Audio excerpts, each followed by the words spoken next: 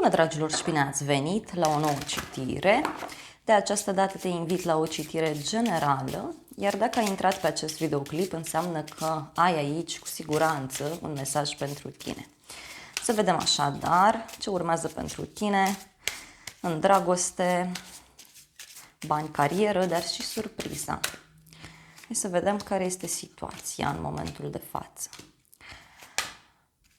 Bun, ok, în momentul de față văd pe cineva aici care se pregătește să te invite undeva.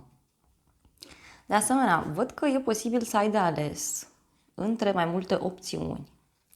Pe de altă parte, văd că stai, aștepți aici, aștepți un răspuns de la cineva și văd o persoană foarte sigură pe ea, fidelă.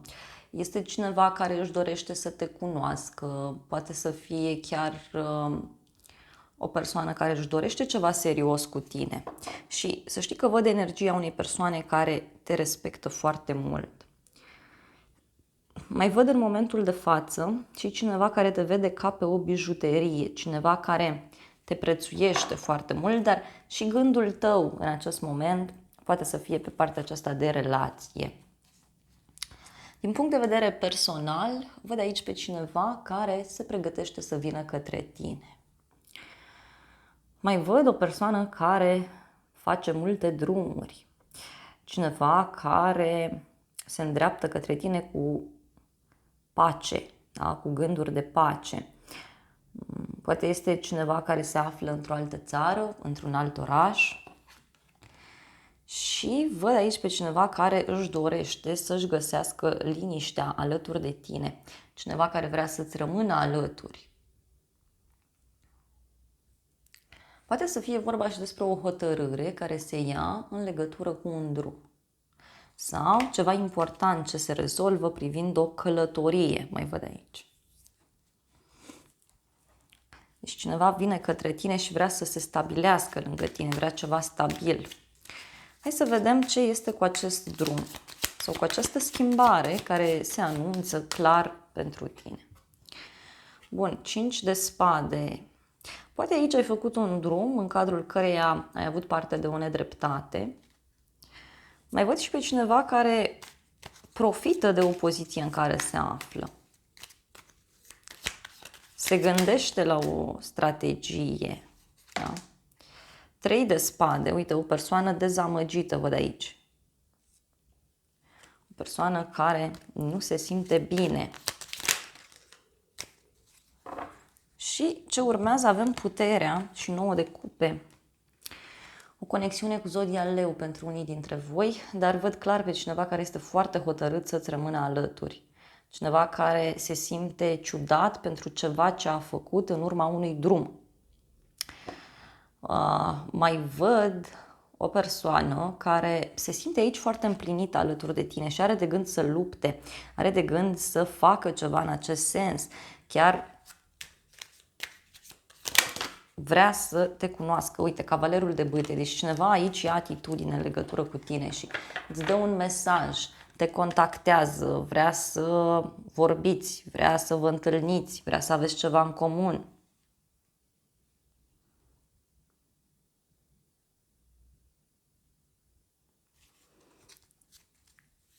Persoana asta vine foarte grăbită către tine. Și uite, este cineva care se simte invincibil, cineva care se folosește de toate instrumentele pe care le are, tocmai pentru a veni către tine, tocmai pentru a te convinge de un anumit lucru. Și omul ăsta are o foarte mare speranță privind o revedere, privind o discuție importantă. Hai să vedem îngerii romantici ce zic. Îngerii spun despre faptul că banii și cariera ar putea să afecteze această situație. Totuși, văd aici pe cineva are gânduri serioase în legătură cu tine. Ceva se finalizează aici, să știi, cu o relație serioasă. Să văd pe cineva care e nevoie să renunțe la o fostă relație. Uite, momentan văd un flirt, dar simt eu că acest flirt, această discuție, această energie frumoasă se va transforma foarte rapid. Foarte, foarte rapid. Mai văd o discuție pe care o vei avea cu cineva. O discuție foarte serioasă privind o relație. Hai să vedem în continuare și avem aici o soluție care apare la o problemă profesională. Iar în alte cazuri pot să văd foarte clar aici o conexiune cu cineva care deține un secret, da? Bun. Văd aici foarte multă atracție pe care o vei simți în legătură cu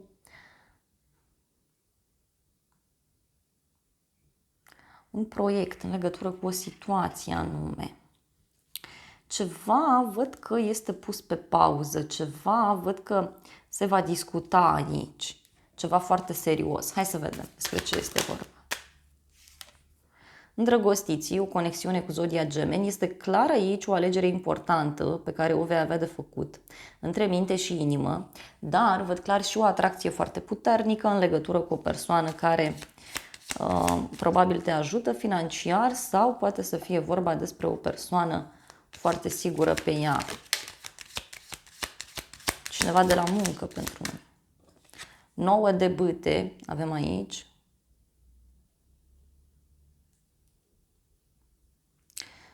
Cineva va fi cu multă teamă. E ca și cum acestei persoane îi va fi teamă să-ți spună ceva, să facă ceva. Vor fi niște discuții aici la muncă privind o alegere importantă și care, uite, poate avea legătură cu un contract, poate avea legătură cu o relație. Poate persoana iubită sau cineva te ajută din punct de vedere financiar. Mai văd o conexiune cu o zodie de foc, Leu, Berbec, Săgetător. Este un rege de bâte, este o persoană sigură pe ea, uite, care să știi că va face un gest total neașteptat undeva la o vreme de seară. Și chiar într-un moment în care pur și simplu mințile îi vor fi luate. Și va acționa fără să gândească foarte mult. Regina de cupe. Mai văd o conexiune cu o zodie de apă, Rac, Scorpion sau Pești. Dragilor, aici văd o discuție pe care o veți avea cu un cuplu sau cu niște colegi. Dacă aștepți un răspuns din punct de vedere profesional, să știi că acesta vine către tine și este pozitiv. Dar uite, tot, da, dragilor, aici fie este vorba despre un proiect foarte drag sufletului tău, de un loc de muncă, dar pentru alții este vorba despre un ajutor pe care îl ai din partea persoanei iubite sau din partea unei persoane care ține foarte mult la tine. Văd foarte multă pasiune aici. Mai văd faptul că ceva nu o să mai fie la fel. O relație foarte puternică, o atracție puternică față de un domeniu sau față de o situație. Dar cu acest cavaler de bâte, de cupe, este clar că tu aici primești o ofertă. Hai să vedem oracolul ce zice. Oracolul vorbește despre o oportunitate care ți se oferă.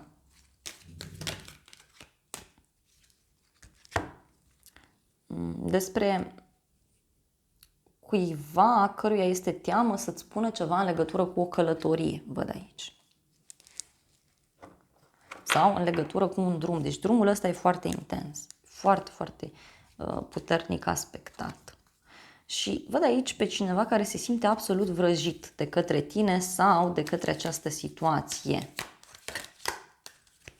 Hai să vedem surpriza.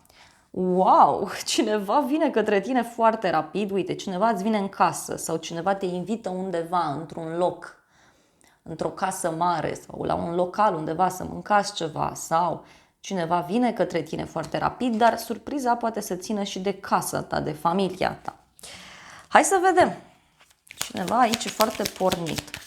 Wow, roata destinului. E clar aici că lucrurile, să știi că vor merge într-o direcție total neașteptată pentru tine. Văd un foarte mare noroc pe care îl vei avea. E ceva legat de casa ta. Hai să vedem. 5 de monede. Poate să fie ceva legat de o problemă de sănătate a unei persoane sau faptul că cineva vine către tine și îți cere ajutorul. Poate în legătură cu o problemă financiară, în legătură cu o problemă de sănătate, în alte cazuri.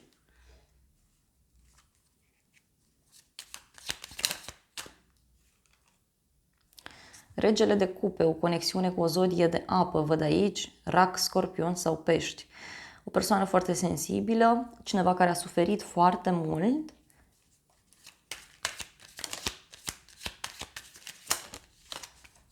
Și uite, cineva care îți va spune despre o supărare pe care o are.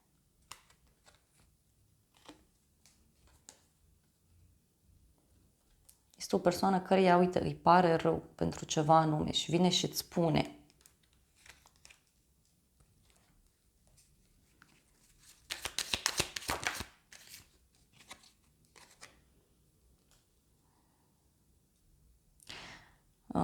După ce vei primi aceste vești, să știi că se vor clarifica foarte multe lucruri pentru tine, în mintea ta, în inima ta și văd noi începuturi.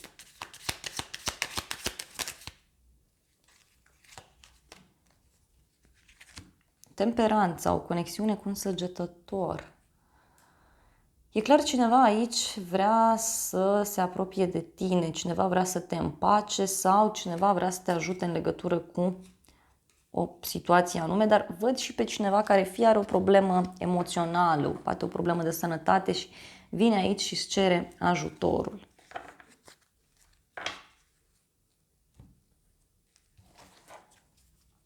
Hai să vedem oracolul ce spune.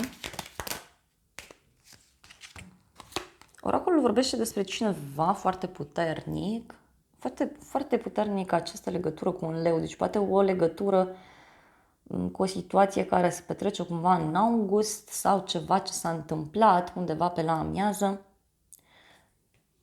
Este vorba despre cineva care vrea să te protejeze, dar este și o persoană care are inamici sau este vorba despre o situație în care poate tu ai un inamic aici, da? Uite, și din nou apare distanța, călătoria, apare această persoană înțeleaptă care vrea să-ți fie alături, poate o călătorie într-un loc cu apă, asta e surpriza pentru tine. Dar iar mi-apare un oarecare inamic aici. Hai să vedem îngerii romantici ce zic. Foarte curând se va decide ceea ce tu vrei și lucrurile se vor rezolva. Uite, este vorba despre un suflet pereche. Foarte interesant. Aici, dacă ești o persoană singură, să știi că mi-apare clar cineva care fie ți atrage atenția, fie deja ai cunoscut pe cineva și ești cu gândul la acea persoană.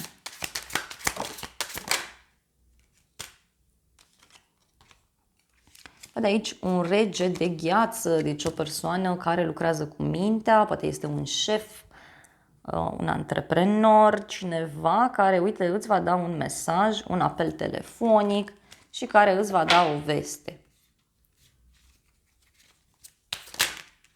Vestea asta, uite, ține de pasiune. Dragilor, aici ceva iese, ceva e foarte frumos. Îți va face niște declarații și uite, s-au mai întors două cărți. O nouă iubire sau o persoană necunoscută și o relație serioasă, chiar o căsătorie sau un parteneriat. Deci, dragilor, aici e clar că ceva se întâmplă în următoarele 24 de ore, chiar o surpriză foarte frumoasă pe care o poți avea. Și din nou, uite, a ieșit o persoană mai tânără, casa ta, ceva legat de distracție, foarte interesant. Acestea au fost previziunile de această dată. Eu îți mulțumesc pentru atenție, te îmbrățișez cu drag. Dacă ai rezonat cu mesajele, te invit cu drag să te abonezi, să apeși clopoțelul, apasă butonul de like, funcții gratuite pentru toți și să ne revedem cu bine și data viitoare. Eu îți doresc să ai parte de o zi sau de o seară cât mai frumoasă.